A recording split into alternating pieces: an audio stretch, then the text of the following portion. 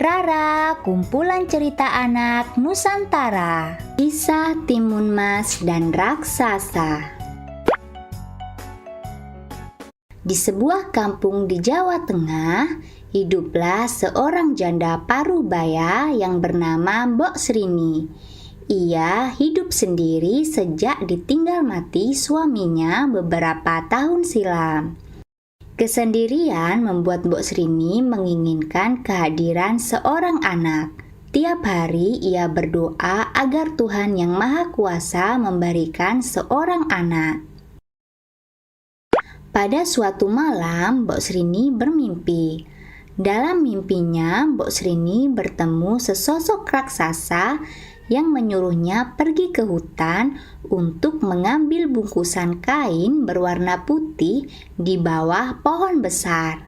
Pagi hari, Mbok Srini pergi ke hutan tempat ia biasa mencari kayu bakar. Kali ini ia penasaran dengan mimpinya tadi malam. Sesampainya di bawah pohon besar, ia menemukan bungkusan kain kecil berwarna putih berisi biji mentimun. Tiba-tiba dari arah belakang Mbok Srini muncullah sesosok raksasa yang mirip seperti sosok raksasa yang ada di dalam mimpinya. Lalu raksasa itu berkata kepada Mbok Srini agar menanam biji mentimun. Kelak biji mentimun itu akan tumbuh menjadi seorang anak. Jika sudah dewasa, serahkanlah anak itu kembali untuk menjadi santapan. Meski masih merasakan takut yang luar biasa, setelah bertemu raksasa, Mbok Srini membawa pulang biji mentimun itu, lalu ia tanam di pekarangan rumahnya. Tiap hari biji timun itu disiram dan dirawat hingga tumbuh menjadi tanaman mentimun yang berbuah. Anehnya buahnya hanya satu, berwarna kuning keemasan dan terus membesar hingga mencapai seukuran bayi manusia. Lalu Mbok Srini memetik buah mentimun yang sudah matang itu untuk dibawa ke dalam rumah. Setelah dibuka, ternyata di dalam buah mentimun terdapat bayi perempuan. Mbok Srini lantas memberi nama bayi tersebut dengan nama Timun Mas. Timun Mas tumbuh menjadi gadis yang cantik, cerdas, dan baik hati. Saking sayangnya kepada Timun Mas, Mbok Srini lupa bahwa ia harus menyerahkan Timun Mas kepada raksasa yang jahat untuk dijadikan santapan. Akhirnya tibalah waktu raksasa jahat mendatangi Mbok Srini. Raksasa jahat meminta agar Timun Mas segera diserahkan kepadanya. Agar tidak menjadi santapan raksasa, Mbok Srini meminta perpanjangan waktu 3 hari lagi dengan alasan Timun Mas sedang sakit, sehingga dagingnya tidak enak untuk dimakan. Raksasa menuruti permintaan Mbok Srini dan menunggu hingga 3 hari. Jika sampai 3 hari Timun Mas tidak diserahkan, maka Mbok Srini yang harus menjadi gantinya.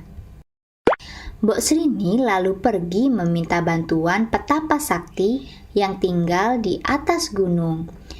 Petapa Sakti bersedia membantu Mbok Srini dengan menyerahkan 3 bungkusan. Bungkusan itu berisi biji semangka, jarum, dan petis.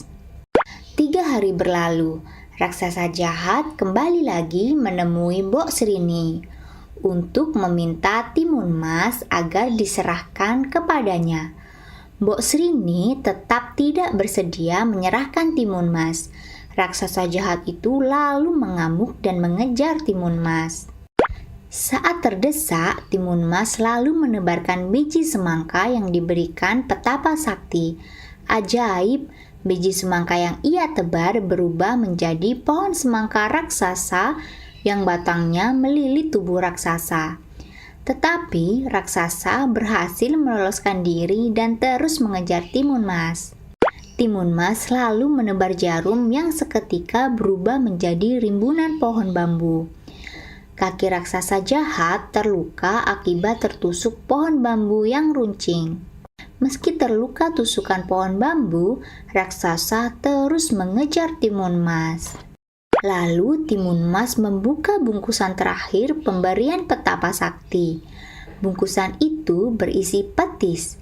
Setelah dituang ke tanah, petis berubah menjadi lautan lumpur panas yang merendam tubuh raksasa hingga menemui ajalnya.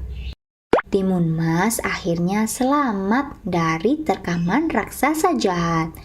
Bersama Mbok Srini, Timun Mas akhirnya hidup bahagia. Hikmah dari cerita ini adalah jangan mudah berjanji kepada orang lain tentang sesuatu hal yang tidak bisa kita tepati.